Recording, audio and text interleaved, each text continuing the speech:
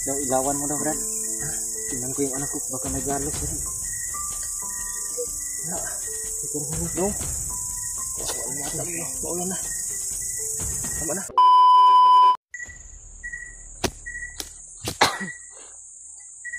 Mga tol, ang mapagpalang gabi po sa inyong lahat. Ang gabi po. At ito na po siguro yung pagkakataon mga tol na maligtas ko po yung anak ko mga tol. Tamang simpo, Brad. Ilim na ba? Kaawa na po talaga na pagmasdan yung anak ko na laging nahihirapan po sa mga kamay nila mga tol. Yung mga kalaban sa taon po namin to ni Bradley na maligtas ko po yung anak ko siguro ngayon. Diyan po sila sa unahan mga tol, naririnig po namin yung mga busis nila. Lumayo lang kami ng konti para po makapagsimula po kami sa aming pag video. Nagpailaw po kami mga tol, hindi naman po nila mahalata dahil sa masukal po kami na mga damuhan mga tol. Dito kami sa ilalim ng damuhan mga tol. Malayo-layo pa po ito konti dun sa nagpapahingaan nila ngayon. Pagkakataon na po namin ito ni Bradley mga tol dahil nasira daw yung bomba na dinadala nila o yung nilalagay nila sa katawan ng anak ko mga tol.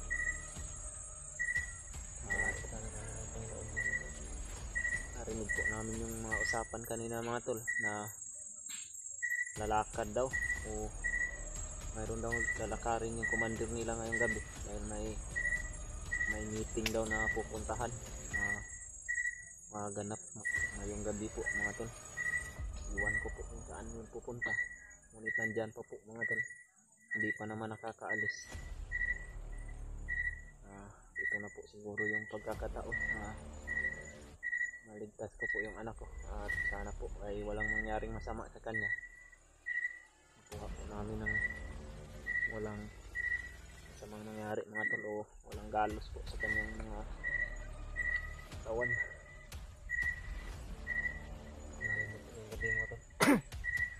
Alas 9 na po ngayon ang gabi mga tol. Makakuha na po ng gubat ngayon dito. Wala na pong mga ibon o mga kuha na maririnig namin.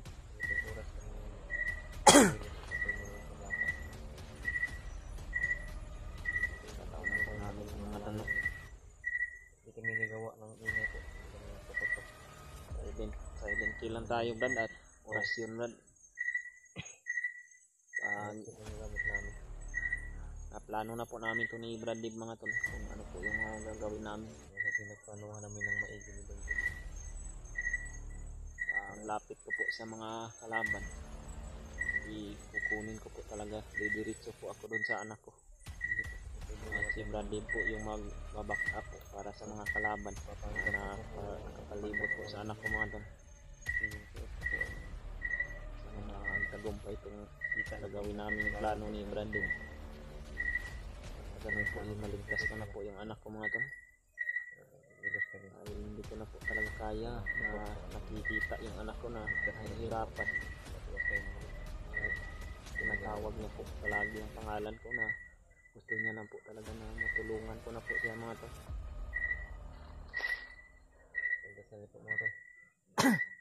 Sana po yung tagumpayan po namin ni Bradley itong plano namin ngayon.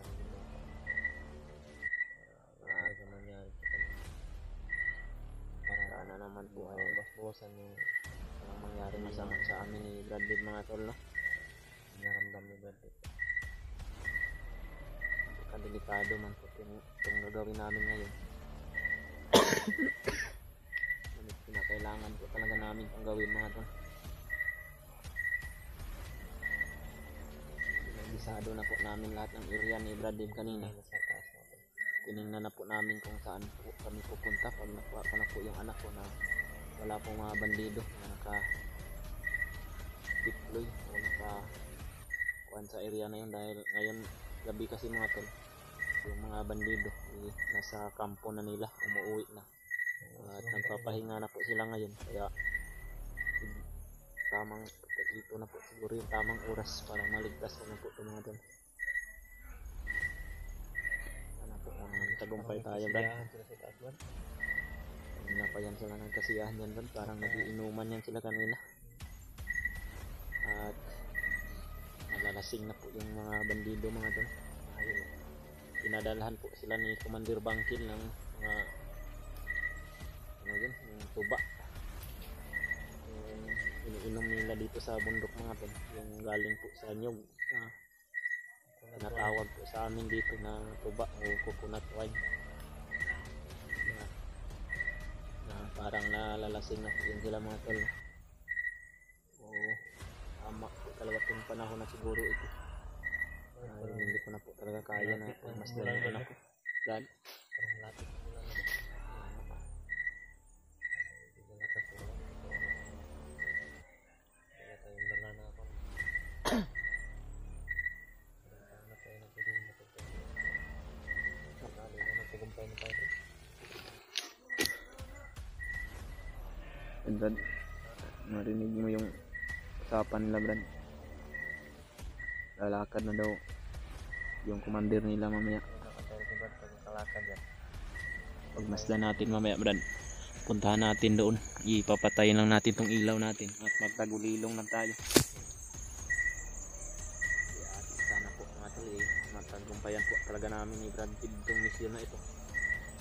Dahil kawawa na po talaga yung anak ko po mga tol. Okay lang sana kung nasa tamang edad na po yun, ngunit napakabata pa po talaga mga tol.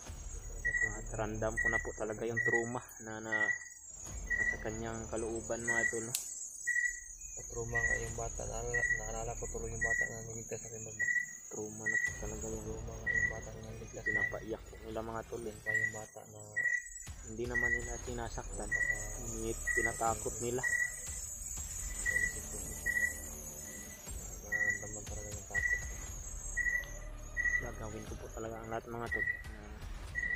Inubos ko na po yung panahon ko sa pagpaplano o anong gagawin namin ni Brad. Nang sa ganun maligtas po namin. Lalapitan po talaga namin yung mga bandido mga tol. Kumukuha po kami ng mga impormasyon kung ano pong mga galaw nila para mapasok po namin ng tamang oras. At hindi po magkakamali kami ni Brad Dib mga tol, no? Dahil buhay po ng bata yung nakataya dito. At ito na po siguro yung tamang pagkakataon mga tol. Dahil lalakad po daw yung commander nila ngayon na pupunta po sa meeting na gagawin nila Commander Bangkil daw. At iiwan po nila yung bata dyan mga tol. Dahil ayaw po nila na dadalhin po yung bata doon dahil nandun po daw yung asawa ko po mga tol, no? At ayaw po nila na makita daw ng asawa ko yung anak ko dahil iwan ko po kung ano pong ginawa nila sa asawa ko po ngayon. Gandaan tayo Brad. Parang malakas yung ilaw Brad. Yung ilaw natin ba? Mga tol, pupuntahan na po namin mga tol, no? Marami pa tayo yung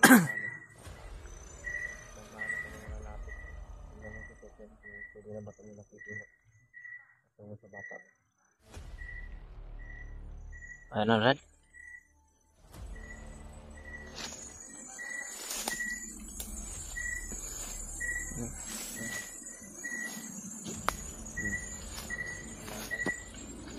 Hindi po namin pasensyahan nyo na po mga tol, no? Kung madilim po yung video namin dahil kinakailangan po talaga namin itong gawin mga tol. Yun po sila mga tol, no?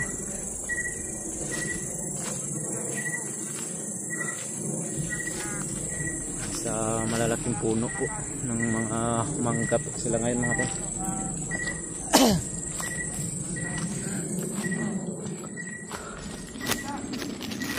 Ayun na mga tol. Yun Brad, tamang tama Brad. Lalakad na yung commander nila Brad. Nandito sila sa puno ng mangga Brad. Iikot tayo sa puno Brad. Brad, ikaw yung target mo yung talaga yung anak mo Brad. Kukunin ko yung Brad. Dito ko sa kabila Brad. Puntahan ko muna si Commander Bangkil. Commander Bangkil, napahingat agad. Wala na to, kung nalasing na to Brad. Yan yung commander nila. Landing na sa plane. Yan, Commander. Yan. Napakatapang po talaga ng commander nila. Naglalakad na walang ilaw.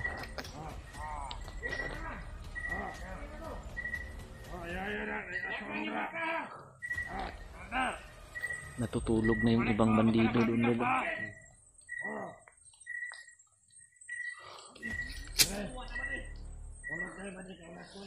Ikaw na bahala sa mga tauhan doon. Magpakalat-kalat doon wala. So, nakikita ko na yung anak ko na yun o. Pinalanon na doon.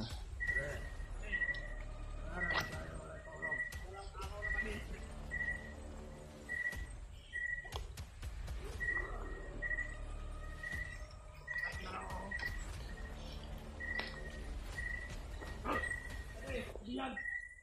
Matulog dyan! Ang diyan! Naglagan na kumanda pa! Bahala ba yan ba rin?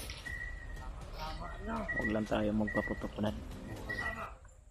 Hindi po matruma yung anak ko. Rutan mo po yung nandun sa mangga no?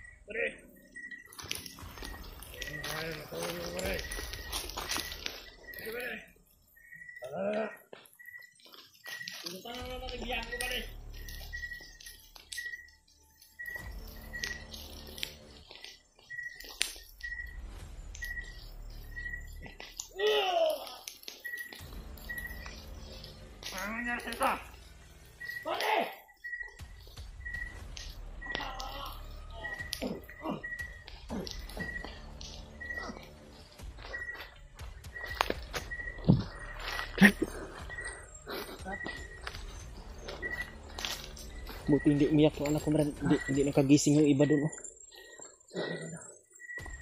Tago muna tayo, Brad. Nak. Nak. Meron pang dumating doon.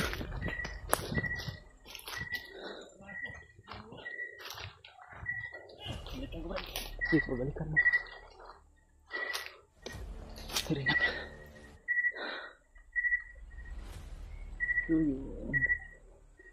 Ligtas ka na, nak. Uuwi na tayo.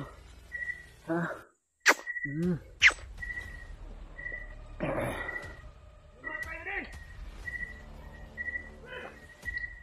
Bumalik po si Brad Dave doon, mga tol. Dahil pinas lang po yung mga naiwang buhay.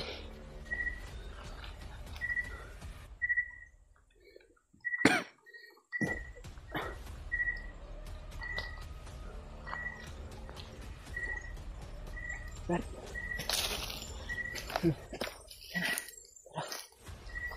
Dito tayo dadaan, Brad.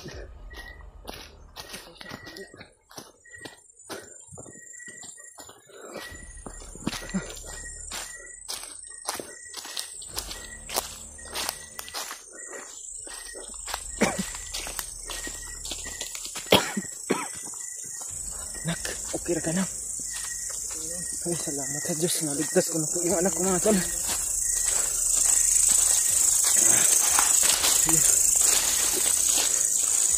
Ito po yung daan na plano namin dito na pagdaanan ngayon, mga tol, dahil wala pong mga kalaban dito.